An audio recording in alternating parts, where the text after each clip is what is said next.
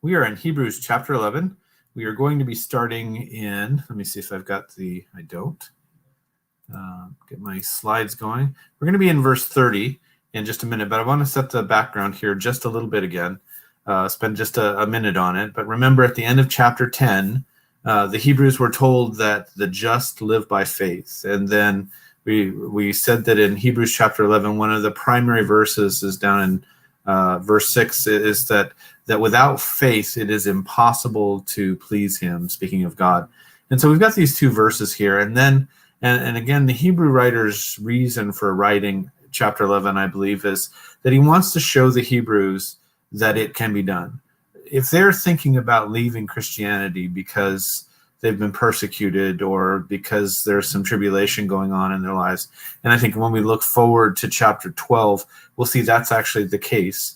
If they're thinking about leaving, the Hebrew writer wants to give them some examples of people who have successfully navigated life, who have gone through the trials and the temptations and even the deaths sometimes that they went through, and yet they had faith.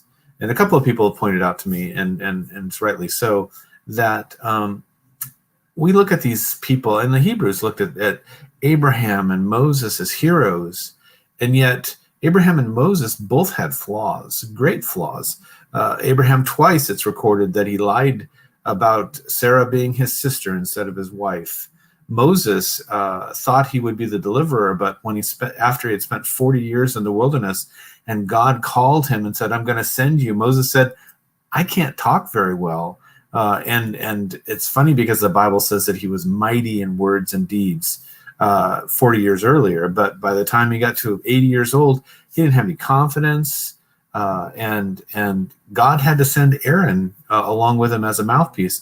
And of course, at the end of Moses' life, he didn't get to go into the promised land because of the sin of striking the rock and saying, "Must we give you water from this rock?"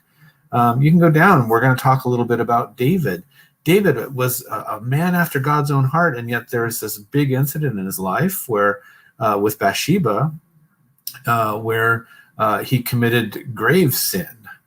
The people in here, we'll talk about Gideon or Jephthah, or you can go down Samuel.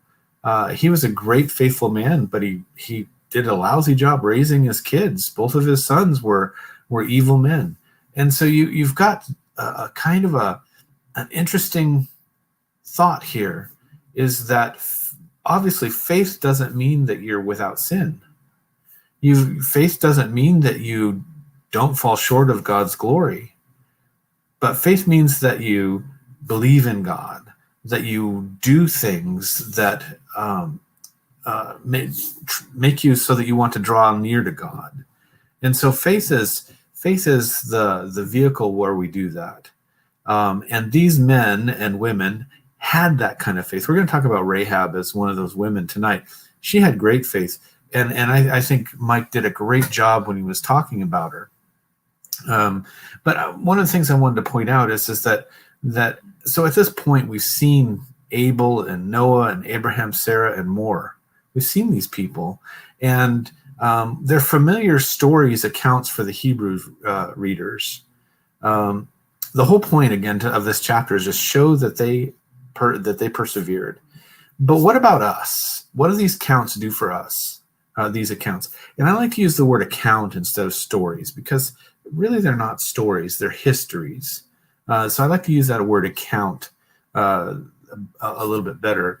But some newer Christians, we were in class and we were talking about some Old Testament stuff, and one of the younger Christians, new Christian, says, "Well, why do I care about this? Why do I care about the Old Testament?"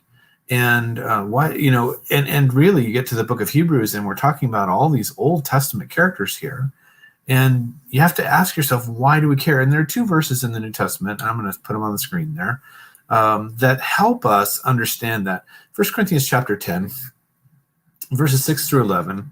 I'm not going to read that whole section there, but I'm going to read the bolded part. But Paul is trying to convince his readers in Hebrews that these Old Testament examples were there for a reason. He says, now these things, talking about the things in the Old Testament, became our examples to the intent that we should not lust after evil things as they also lusted.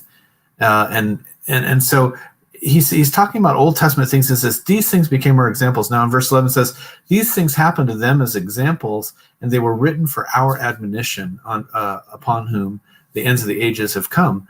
And so we look at these things and they're examples to us.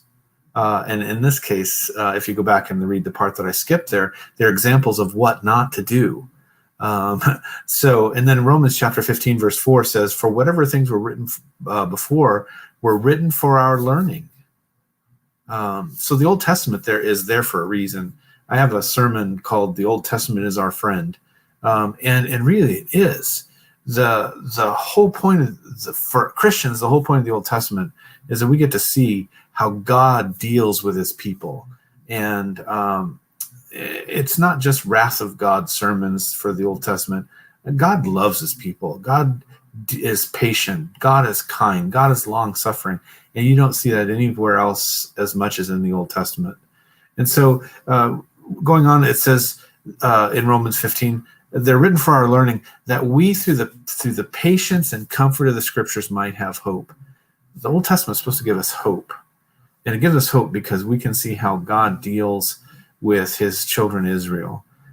So even some older Christians, though, wonder at the value of the Old Testament, and really many fail at their Bible reading programs because they get bogged down in the Old Testament thinking, what's this do for me? Spawn, you have a comment there? I do, Andrew. Good evening to everybody. Yeah, I don't think you can overemphasize what you're saying here about the examples that we have, not just in Hebrews 11, though that certainly is, I think, probably the greatest case, but the examples of people just like you and me. You might not think like we're just like Moses or Abraham or Right. David or Jephthah or any of these people, but we really are.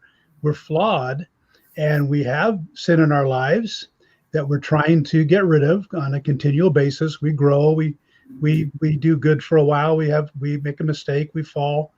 And I think the thing that's the defining factor, like you point out, is that, but are we trusting in God the best we can through the trials that we face? And it's so important to realize that, I think, that these aren't superheroes. They really aren't superheroes. They're men and women. And we make the mistake of making them, idolizing them. We do. Right. And I think we should definitely say, hey, look, what an example of faith they were. And that's something that all of us is in reach for all of us. Right. And not saying that I've got it or you do necessarily, but it's in reach, and we can have that just like they do. It's not their abilities that were so tremendous. It was their faith. Right. And that's the point, I think, is we need examples of faithful men and women. Yep. People who are actually walking the walk and they fall down, but they get back up. Yeah. Right. And they press on towards the upward calling. And without the Old Testament, you don't have that. You're severely limited. It's severely limited. Yep. Yeah. Yeah. So that's the whole point I'm trying to make here, is the Old Testament is our friend in this way. So let's get to the text here. By faith, the walls of Jericho fell down after they were encircled for 7 days. By faith, the harlot Rahab did not perish with those who did believe when she had received the spies with peace. Mike did a great job of covering verse 31 in his sermon a couple of weeks ago. And I told him if I had been there, I would have wrung his, no, I wouldn't have wrung his neck, but I wanted to spend a lot of time on this, but I don't have to now. So I'm not going to spend a whole lot of time on it, but I want to bring out a few points again. First is not related to Rahab as much, but it says, by faith, the walls of Jericho fell down. Go back and read that statement a couple of times. By faith, the walls of Jericho fell down. Whose faith? It wasn't the people in Jericho. It was the Israelites' faith. God told the Israel. You can go back and read the account, but God told the Israelites to march around the city once a day for 6 days. And then on the seventh day, he said, march around the city 7 times. And then when you hear the trumpets blow, you shout with a great shout, and the walls will fall down, and you can go straight in. Now, what if they'd only gone 6 times around on Sunday, on that last day, or 5 times around and then shouted? Or, they'd only gone once. Or what if they decided to skip Tuesday? But that's not what they did. God said, do this. And the Israelites did that. And Spawn's got a comment already. But the whole point is that God said to do it, and they did it, and it happened exactly how he said. Billy, you wanted to say something? Yeah, sorry. I was going to say, when's the last time they saw somebody march around a city and the walls fall down? Never. You got to ask yourself that question. Never. We've read about it here, in this, and so we know it's happened. They never, ever heard about marching around a city for that many times or whatever and blowing trumpets, and the walls fell down. They were totally going by faith. All of them. I don't know what some of them may have been saying. What are we doing this for? I don't think so. But, they trusted God that he was going to do what he said he was going to do. The crazy thing is that from a psychological factor, this must have been terrifying to the people inside Jericho. Yeah. They they don't say anything. They just march around the city one time and then they go back to their camp. Yeah. And then they come the next day and do it. And they do it for 7 days. And you've got to imagine the fear and everything just mounting inside the city until now they march around it 7 times and all of a sudden the walls fall down. I mean, it must have been incredibly hard. I imagine too, since they, like Rahab, had heard about this God. And so that would amplify their distress, I think, when they were marching around the city. I know. You can go back to Joshua 2, and you can read what you can go off, Bill. You can go back to Joshua 2, and you can see that the people of the Promised Land were terrified of the Israelites. The fear that they had in their lives because of it. And Rahab really tells the spies this. They had seen what the Israelites had done to Sihon and Og on the other side on the east side of the Jordan River, in that part of the land.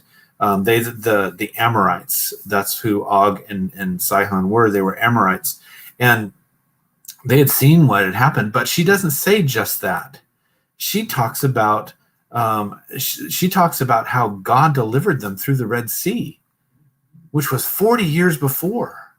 Now, I made the point to Mike at one point in time that Rahab probably wasn't even alive when that happened. It's hard to think that she was older than 40 years or at the time that she received the spies in. And there's a couple of reasons for that. And one of them is that she bears children later on that end up being in the lineage of Jesus.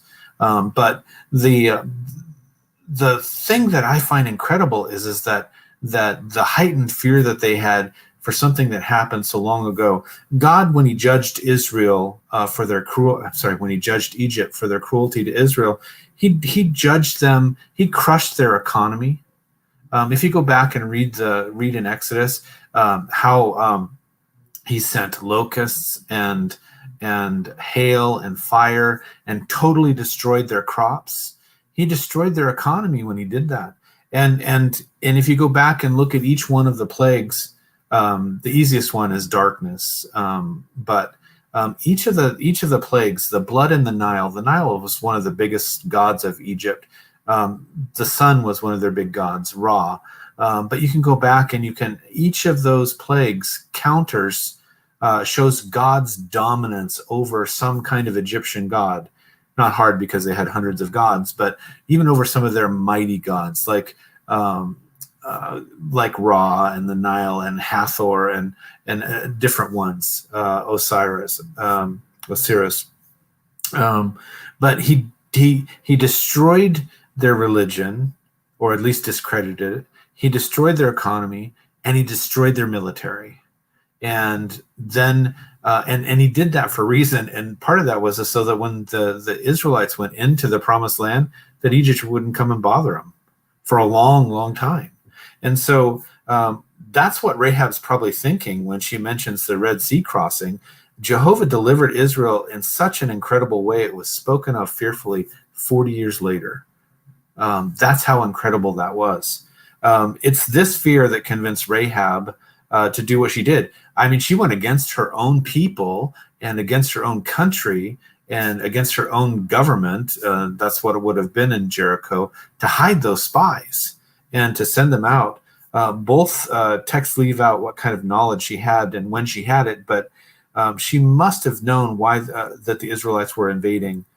She knew that God was with them, and she believed that God would win. And that was a godly fear that caused her to hide those spies and to send them out another way, to let them down through the wall, and to put that scarlet cord out there, and to gather her family with her. And I love that picture. I tried to find one that like the one Mike used. I love that picture because it's the only part of the wall that's standing is her house. And that's the way God would have been. God honored the promise that the people made to Rahab, and God honored Rahab because of that and saved her because of it.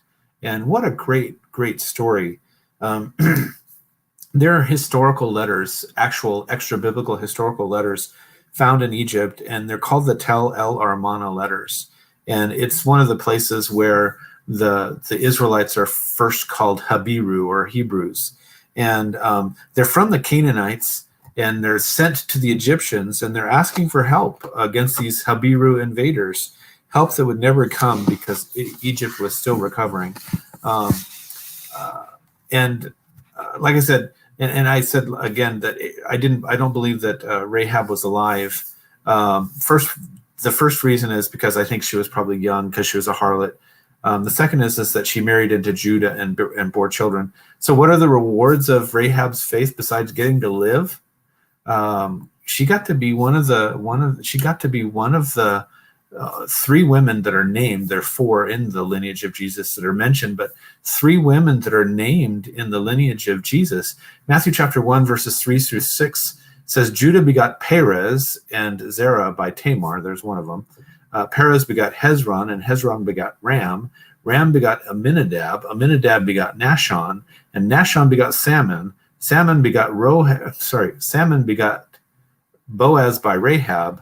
Boaz begot Obed by Ruth, and Obed begot Jesse, and Jesse begot David the king. So you've got this. That's one great honor that she got. Because of her faith, she actually married into the tribe of Judah. And the one on the bottom there, Numbers chapter 3, she actually became a princess basically in Judah because of her faith.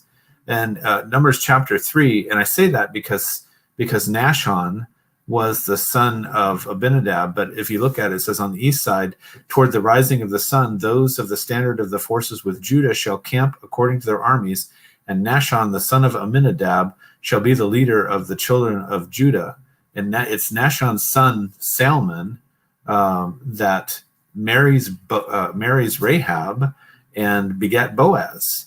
And if you understand that relationship, it also gives us a little bit of an idea, or gives us some color in the story of Ruth, why he was so willing to accept a foreign woman as a wife. His mother was a foreign woman, and so she got to marry a prince, which is kind of a cool thing. So anyway, Rahab is mentioned twice here and in James about her faith. What great faith that she had. So let's move on. He goes on in verse 32, and what more shall I say? For the time would fail me to tell of Gideon and Barak and Samson and Jephthah, also of David and Samuel and the prophets, who through faith subdued kingdoms, worked righteousness, obtained promises, stopped the mouths of lions, quenched the violence of fire, escaped the edge of the sword, out of weakness were made strong, became valiant in battle, and turned to flight the armies of aliens. So what more can I say? The author is saying here. He says, if I had time, I would tell you all about these other guys. but I'm just going to mention him by name. Is basically what he's doing. We'll just briefly review some of them. Gideon. He was a judge. You could read about him in Judges chapter 6 and 7. Oh, Spawn's got a comment. Go ahead, Bill, before I get going. Go ahead. Yeah, before you get into the details there. Yeah. What a landscape of people he's going to talk about here. Right. And it wasn't because of their great abilities. It wasn't because of they were, something necessarily special. It says by faith they did these things, not because they were geniuses, not because they happened to be maybe the best soldier in the line. It was their confidence in God that as they stepped up and made the choice to serve him the way he called them to do, he gave them the victory. So, and because of their confidence in him, he's the one who actually gave them, the reward and the victory in all these cases. So sometimes, again, we kind of think these were special people because they had special talents. No, they trusted God. A perfect example is that the story of Gideon, right? Gideon calls out, he calls out Israel. They come, and God looks at him and says, whoa, way too many people here. Yeah. Why did God say that? Because he wanted to give them the victory. Yes. He wanted to make it absolutely clear that he was the one doing it. And so he said, tell whoever's scared to go home, and 10,000 or so left. And then take them down to the water, and those that lap water one way are good, and those that don't, send them all home. He sends everyone but 300 men home against a number that says was unnumberable. The Midianites were more than the sands of the sea. It didn't actually say it that way, but it says you couldn't number them. And they had camels and donkeys and all of that. Right. And God took 300 men and used those 300 men to destroy all of the Midianites. And so the point being on all these examples is not that there's something particularly special. I mean, because he could have named a lot more, he said. He could have, time will fail me. Yep. It said this is the way it is for everyone who trusts in God. Yeah. Trust in God, and God will work in your life the things, his purpose, the way he wants it to be. Yeah. And that, to me, that's how you bring it home to, I think, to you and me, is this is talking about our potential here. Right. He's actually, if you go through here, you could count how many people. There are less than 30 people in this chapter. Mm-hmm. But in chapter 12, verse 1, it says, we're surrounded by a cloud of witnesses. Yeah. So many people, and I've got that itchy nose thing going on again. Maybe it's me. I don't know. Maybe it is you. I don't know. I rub my nose here with a Kleenex, see if it'll go away. Okay. Thank you, Bill. So we just talked about Gideon. Jeff said yes, whatever that means. I'm not sure what that means. We just talked about Gideon and how his 300 men were, God led, it's Bill's fault. That 300 men, he led 300 men against all those Midianites, and God took care of it. And he did the faith that, now think about that. Think about the faith that it did require on Gideon's part to go ahead and surround those Midianites with his 300 men with their trumpets and their torches inside the jugs. And it took faith to step out and to do that. Barak, Judges chapter 4, led Israel into battle against Sisera, but he wouldn't go without Deborah. And Deborah said, because you have to have a woman here, it's going to be a woman who saves the day in battle. And she's actually the one who kills, Jael is the one who kills Sisera by driving a tent peg through his skull. Samson, Judges chapter 13 through 17, a judge that doesn't get much credit. But it was his job to provoke the Philistines. If you go back and read about it, Samson doesn't get much respect. I know people call him a buffoon, call him a clown or whatever, but he's right here. He's right here in what we would call the Hall of Faith. God said that he had faith, and you can go read the story, and it says in the end he killed more Philistines in his death than when he lived. When he took down the temple of Dagon with all the people partying in it. And so here is Samson in this group. And he goes on and says Jephthah. And we think about Jephthah's bad vow and all that entails. We get stuck on the fact, but we forget that Jephthah was a great man of faith too. I mean, he went out and asked God to deliver these people into his hands, and with the faith that God would do it. And God did it. It doesn't mention Joshua here, who asked God to literally stop the sun and the moon in the sky so that he could pursue God's enemies. And God listened to him. It says God hasn't done that for any other man. What kind of faith does it take to sit there and say, God, I want to get this job done for you. Can you just stop the sun and give me a longer day? And God did it. That's the kind of faith that these guys had. God would either tell them to do something and they would do it, or God, like in Gideon's case or Barak's case, or going on, God, or they had such faith that they believed that God would do anything through them, like David. You could look at David and Samuel. We could spend weeks on those two alone. The idea that David would go up against Goliath is just such a great amount of faith on his part, that God would deliver Goliath into his hands because he was disrespecting God. David subdued kingdoms. He had absolute faith in God. Samuel was righteous, and he was the final judge of Israel. You've got prophets. It mentions prophets here, but I'm going to mention a few by name: Elijah, Elisha, Isaiah, Jeremiah, Amos. Obadiah, Jeremiah. You could Jonah, Micah, Nahum, Habakkuk. You could get them all right. But each of the lies stood up to those who would dismiss God or belittle God. Take Elijah, for instance. He battled against Ahab and Jezebel. Go back and look at the account where he goes against the priests of Baal and Asherah on Mount Carmel. Carmel. Caramel? No, it's not caramel. That's the candy. Mount Carmel. He goes against them, one against all of those other priests, and he had faith in God that God would not only deliver him, but that God would take care of him, and God would, in the end, he asked God for the fire, and God gave it to him. Each of these stood up to false teachers. Each of them proclaimed the goodness and the deliverance of God. Go back and read Jeremiah. Go back and read Isaiah. Any of the prophets that God sends to Israel or sends to Judah and says repent, they stood up to false teachers. And not only that, many of these men were persecuted for the kingdom of God. Think of Samson, who had his eyes put out and was made a slave, or Elijah, who was pursued by Jezebel and Ahab, Elisha, who was persecuted by the Israelite kings, David, who Saul tried to kill numerous times. You've got these men that had the faith to do the job.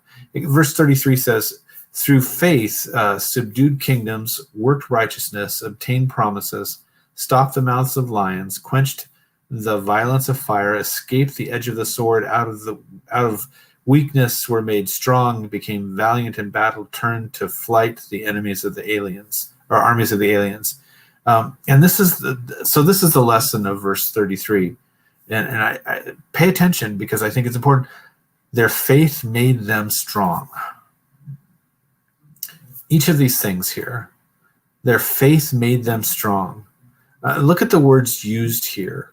Their faith allowed them to subdue kingdoms, to work righteousness, to obtain promises, to stop the mouths of lions.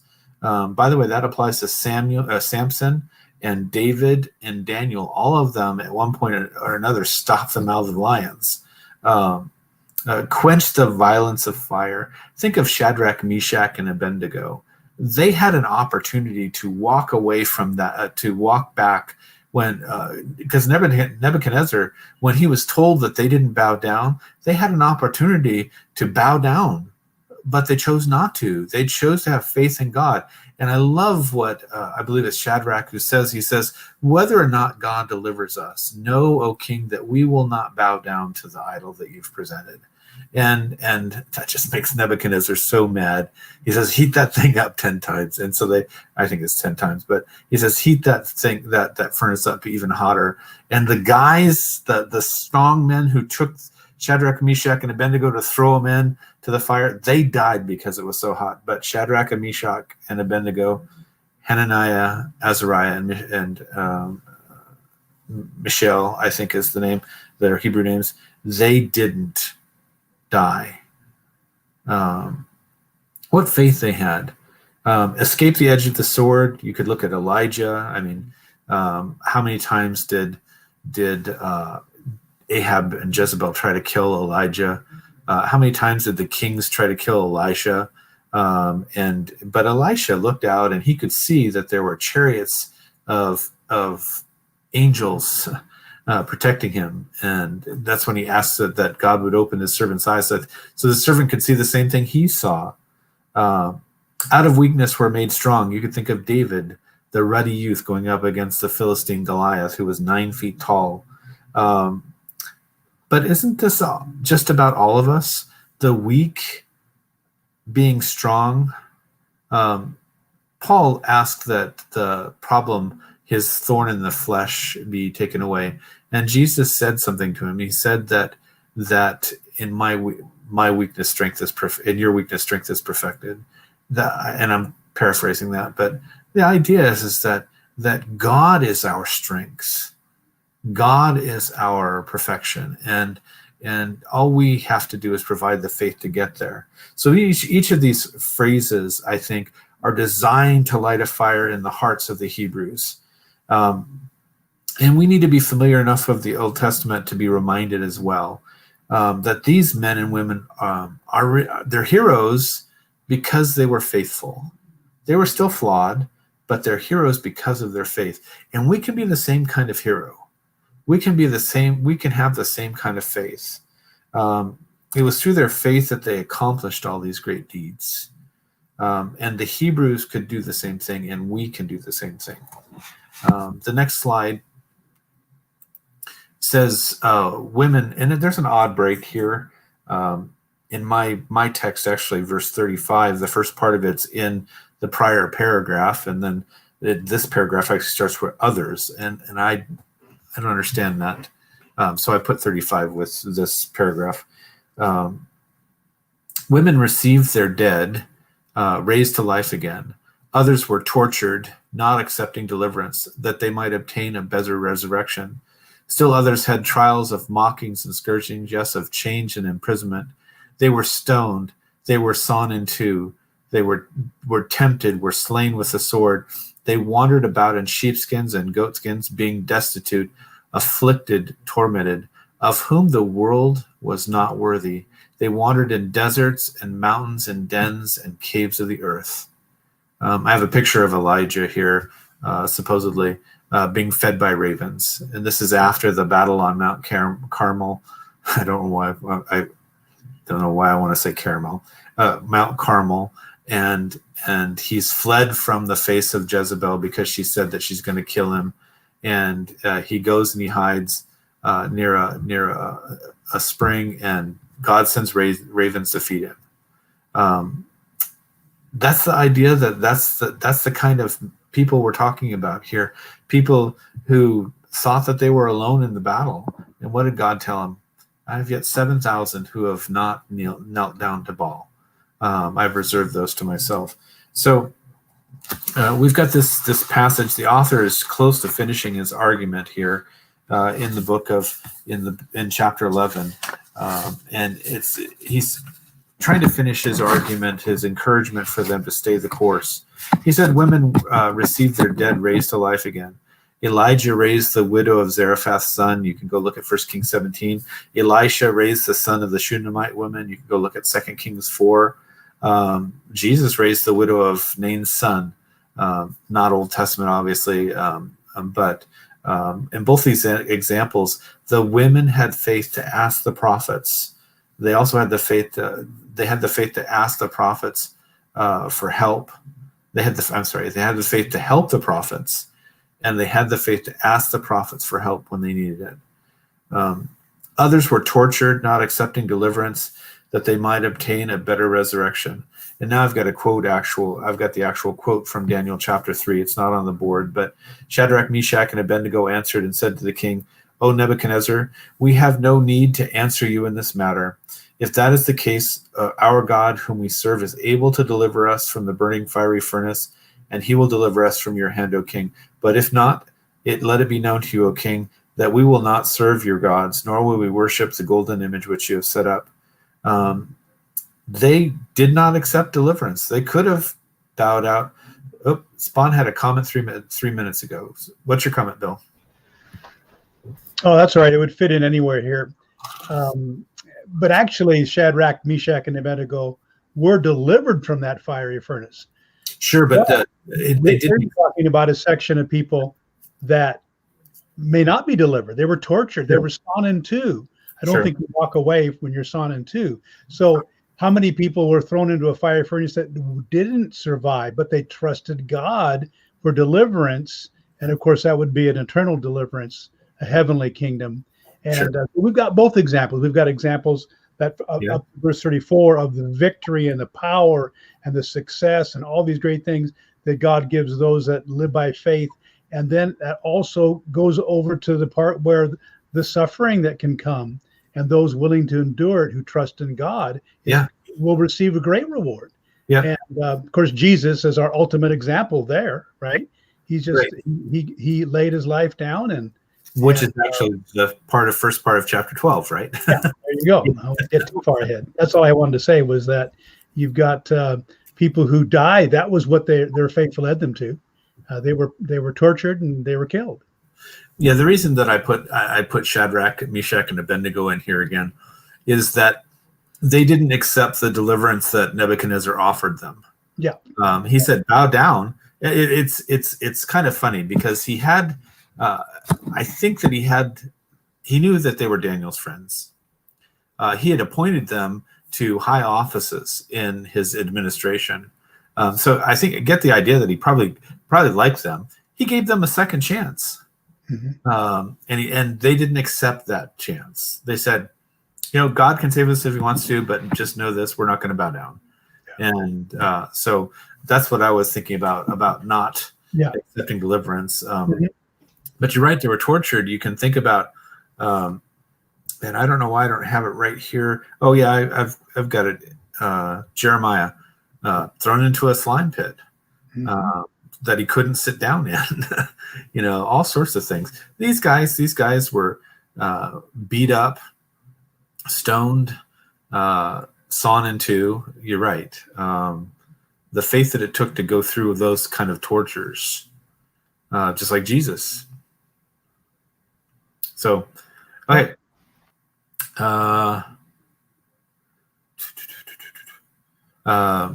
Jeremiah being tortured by thrown in a slime pit. The Bible doesn't tell us how most of the prophets died. It suggested that Isaiah is the one that was sawn in two by King Manasseh. That's extra biblical. I think it's Josephus who says that.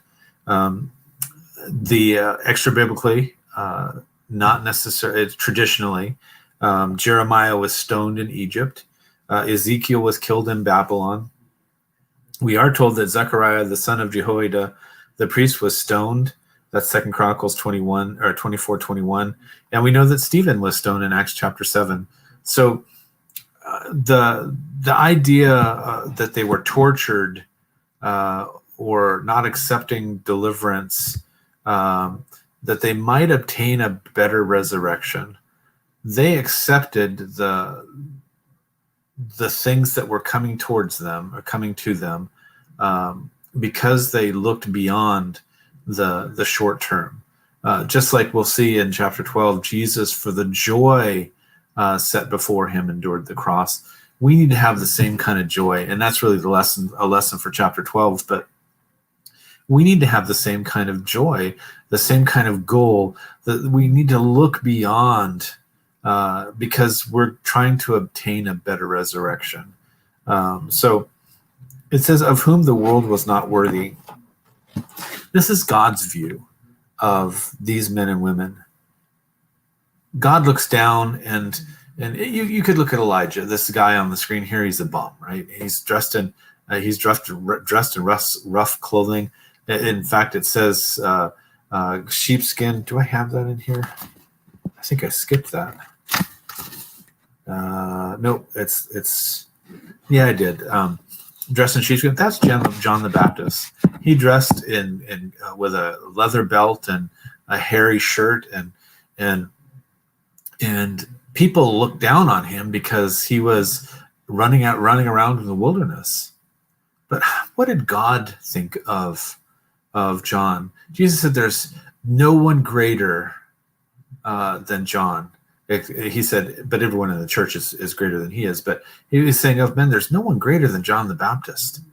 God looks at these people as being worthwhile. They're the salt that he looks for in the earth, the ones that give the earth flavor, the ones that allow him to palate, to the earth to be palatable to him. But he looks at them as that's God's view, is that the world is not worthy of those people of faith, or of people of faith. And it's really not. Because the world's not our home, for one thing. We're just passing through. My treasures are laid up somewhere beyond the blue. I think we sing that song, right? The idea is that this whole physical realm, or the people on this ball of on this ball floating through space, it's not worthy of us. Whether the world is talking about the physical world or the people in the world, they're not worthy of the people of faith. That's God's view. Their faith allowed them to do great things, and their faith allowed them to suffer greatly too. And the world is not worthy of them. The world might not even think much about them, but they are highly valued by God, is what I want to say. And think about this: when you are beset with trials and tribulations, when because of God you're surrounded by those who would do you harm, that you are highly valued by God. The world isn't worthy of you. And it's not worthy of the Hebrews that were faithful either. They were faithful, and God looks at them and says, that's what I want to see. They wandered in deserts and mountains and dens and caves of the earth. You'll find a number of examples of this in Scripture, but Elijah and John the Baptist immediately come to mind. The idea here is they had no real home, at least not in this life. This, again, echoes the idea that we're looking for a home in heaven. So you've got this group of people, and I really think that the point of this is verse 38, that the world wasn't worthy of them, but God loved them. So let's go on. All these, having obtained a good testimony through faith, did not receive the promise, God having provided something better for us, that they should not be made perfect apart from us. So this is the end of the matter, the big comparison. And Downey said I wouldn't get to the end of chapter 11, but he was wrong. But this is the end of the matter. Like I said, the big comparison.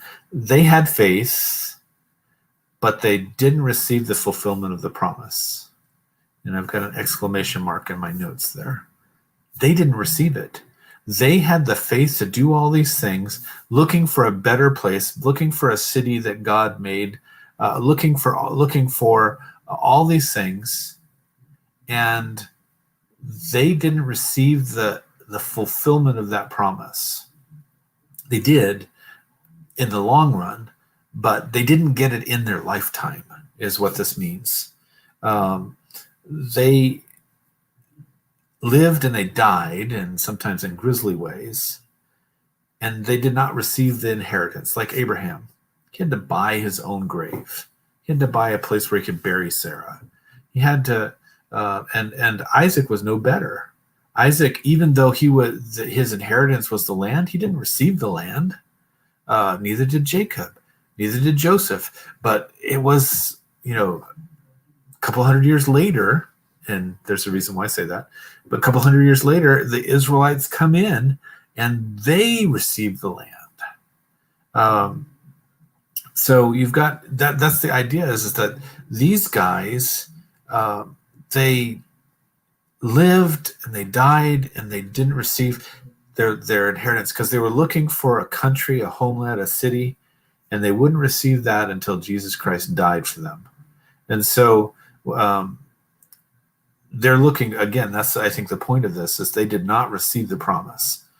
They did once Jesus died for their sins, but when they were living, they didn't receive it. They received blessings, but they didn't receive the ultimate promise they were looking for. This is the kind of faith they had. History records their testimony, how faithful they were. The Bible records just how faithful Joseph was, just how faithful Daniel was, just how faithful Jacob was, even though he was a cheater sometimes. The Bible records all that. Bill, you have a comment? Yeah, the way I look at this too is that they didn't. We live with the king and the kingdom after he's come and established that kingdom, and Right. they had to look forward to that. It was promised to them. We live in the age of that fulfilled kingdom, with that with the Christ already having made the sacrifice. So all those things that often we just take for granted, they were looking forward to that. Right. And they didn't. It didn't happen during their day, and so without us, without our part in actually living during this time, where we do have that promise fulfilled, they're made perfect or complete. Their faith has been completed in what we see now in Christ having come to the earth. Yep, that's actually the point of verse 40, right? Yeah. That God having provided something better for us. Yeah. We look back to the cross, they look forward to the cross. Because we're looking back, it's already been fulfilled for us. Yeah. We can see that promise. We can see what's in store for us. We get to see all of that because he's provided something better for us. But the point is that they're made perfect, not apart from us, but with us. Yeah. It's the same event that they're made perfect through and was better for us. That's the whole point of verse 4 there. Yeah, excellent thoughts. So I've got in my notes that the faithful in this chapter look forward to that. But the Hebrews, the ones that it's being written to, could look back and see the fulfillment of that promise. And believe it or not, the Hebrews in this day and age, the one that is being written to, they have it easier than Abraham had it because they get to see the fulfillment of it. It's a hindsight thing. They get to look back and see that it's already fulfilled. So we actually have it easier because we get to see the whole story. I think it should be easier for us. So maybe that means that we're going to be judged more harshly when the time comes because we do have it easier. God provided something better for us. The church is one thing. Heaven, because we have Jesus Christ, we get to go to heaven. They didn't get to go to heaven until Jesus Christ died for their sins. So together we might be made perfect or complete. Both together, inheriting the same promise made possible by Jesus Christ. So, do you have that kind of faith? Do the Hebrews have that kind of faith? That's the point of chapter 11.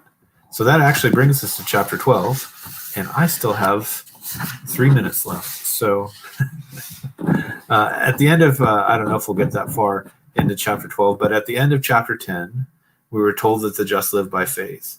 Chapter 11, we're told without faith it is impossible to please him. And the author provides us with example after example of faithful men and women. In chapter 12, we see what our response to that is. So let's just read chapter 12, the first couple of verses. And we're not going to get very far into this, but it says, "Therefore we also, since we are surrounded by so great a cloud of witnesses, let us lay aside every weight and every sin which so easily ensnares us, and let us run with endurance the race set before us, looking to Jesus, the author and finisher of our faith, who for the joy that was set before him endured the cross, despising the shame, and has sat down at the right hand of the throne of God. This is the bookend to what we've been talking about. Always look at therefore, right, as a looking back statement. Therefore we also, since the just live by faith, since it's impossible to please God without faith, since we have all these great examples, therefore, because of all this, the author wants two things of us.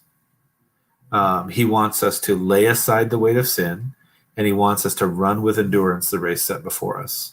That's what he's telling the Hebrews here. Now it's my clock says 9 o'clock, so that's what we have to look forward to. Chapter 12, I think chapter 12 will breeze pretty quickly. It's a great chapter, but it's our response to the question of faith. What's required of us because of faith? And I think that chapter 12 gives us that answer. So go ahead and read it, and we'll study it in 2 weeks. Thank you for your time.